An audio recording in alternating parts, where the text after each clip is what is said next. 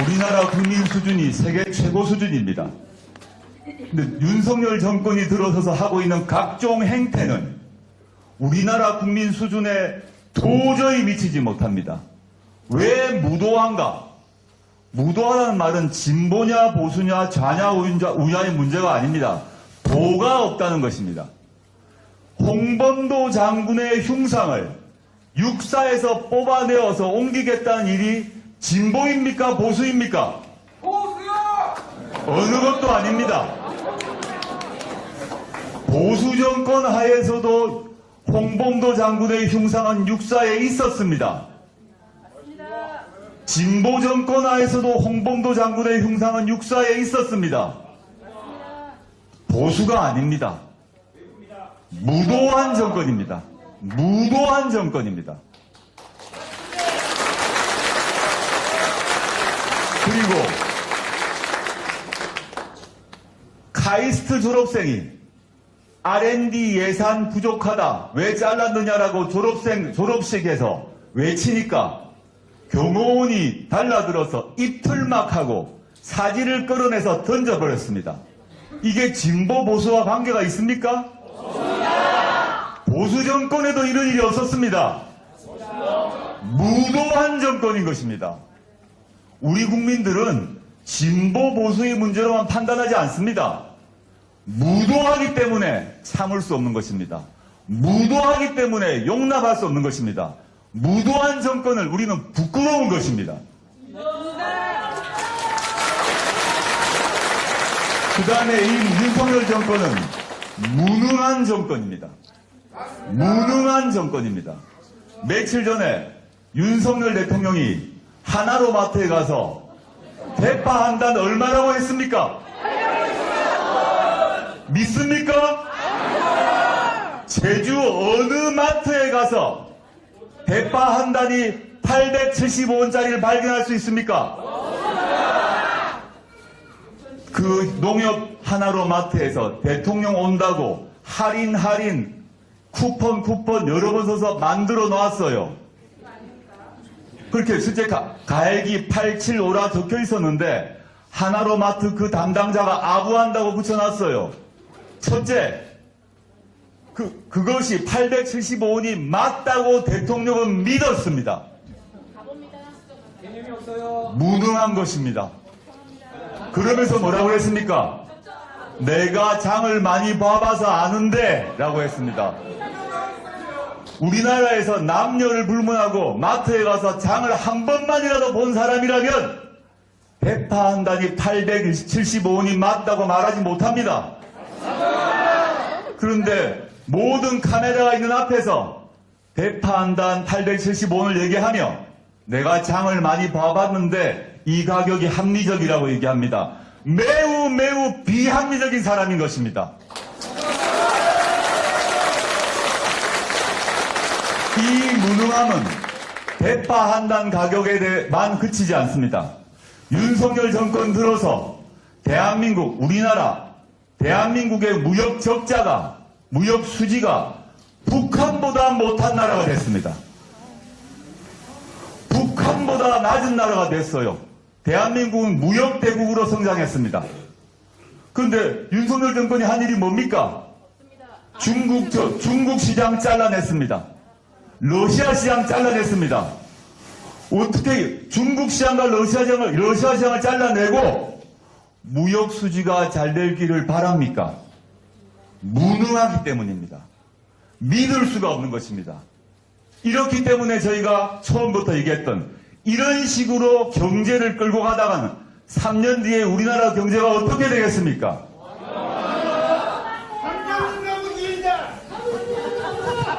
중간에 한 번만 하겠습니다. 3년은!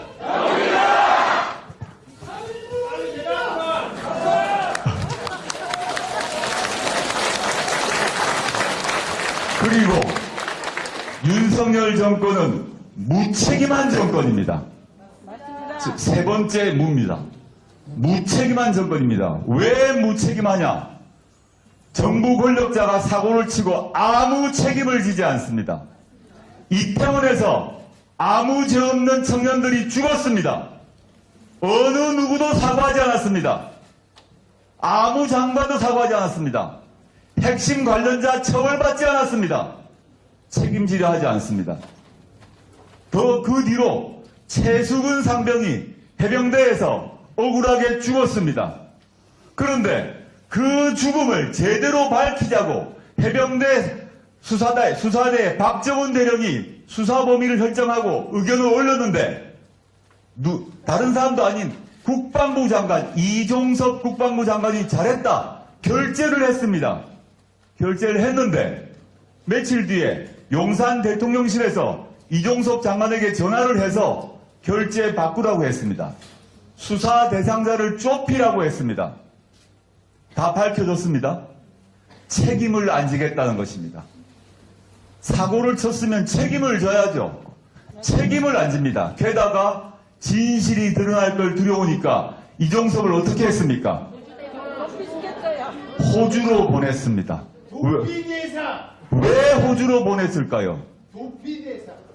이종섭 장관에게 전화한 사람이 누구냐를 숨기기 위한 것입니다. 국방부 장관이 직접 결재한 그 서명을 바꾸라고 얘기할 수 있는 사람은 누굽니까? 또는 우리 전 윤석열이라고 단정하지 않았습니다. 저는 단정하지 않았습니다. 장관에게 지시를 할 수 있는 사람은 대통령 더하기 두세 사람밖에 안 됩니다. 그런데 윤석열 대통령은 이종섭 전 국방부 장관이 해외 시키기 전에 인사검증을 하게 됩니다. 제가 청와대 민정수석 시절에 인사검증 책임자였습니다. 인사검증을 하면 가장 기본적으로 나온 것이 출금이 되어 있나 안 됐나입니다. 공수처에서 출국 금지를 시켜놨는데 출국 금지가 되어 있다는 걸 알면서도 호주 대사로 임명을 했습니다. 왜 그랬을까요? 뻔히 짐작이 되죠. 이종섭의 입을 닫게 하기 위해서입니다. 이종섭이 어제 들어왔죠? 많은 사람들이 붕괴했습니다. 살아있는 권력 중에 살아있는 권력인 윤석열 대통령이 자신의 관련성이 드러날까 두려워 국방부 장관을 해외로 보냈어요. 사람들이 너무 화가 나죠. 이런 무책임한 정권이 어디 있습니까? 책임을 지지하지 않으려는 정권에 대해서 국민들이 화가 났습니다. 우리 조국혁신당도 즉각적으로 고발 조치했습니다. 며칠 뒤에 이종섭이 들어왔습니다. 이종섭이 들어오게 된 것은 윤석열의 결단이 아닙니다. 누구의 노력 때문입니까? 우리가 그를 끌어당겨온 것입니다. 우리가 그를 귀국시킨 것입니다. 우리 조국혁신당이 그를 데려온 것입니다.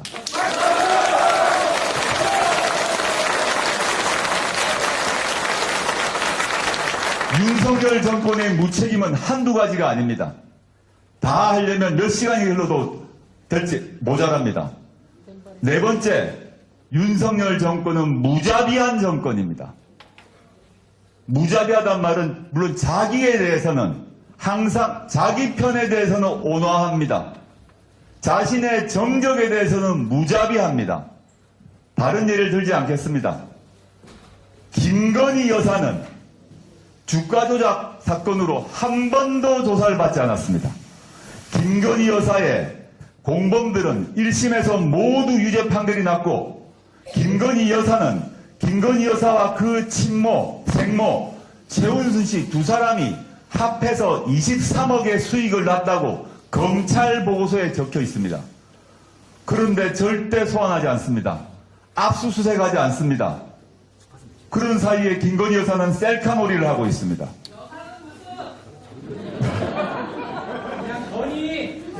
그런데 제1당 대표인 민주당 이재명 대표의 부인인 김혜경 여사의 경우 법인카드로 7만 5천 원 섰다고 총선 직전에 기소를 해서 법정에 세웠습니다. 23억과 7만 5천 원 어느 게 큽니까? 그런데 윤석열 정권이 쥐락펴락하는 검찰의 칼날은 어디에 향해 있습니까? 김건희 여사 앞에서는 꼬리를 살랑거리는 애완견이고 김혜경 여사에 대해서는 애완견이 아니라 맹견이 되고 있습니다. 맹견처럼 무자비하게 야당 지도자는 물론이고 야당 지도자의 부인까지 물어뜯고 있습니다. 전 세계 어느 나라에서 이런 법은 없습니다. 과거 우리나라에도 독재 정권이 야당 지도자를 탄압을 할 때가 있었습니다. 그때도 야당 지도자를 물어뜯었지 그 부인을 핥히고 물어뜯지 않았습니다. 다시 처음으로 돌아와서 도가 없습니다. 무도한 정권인 것입니다.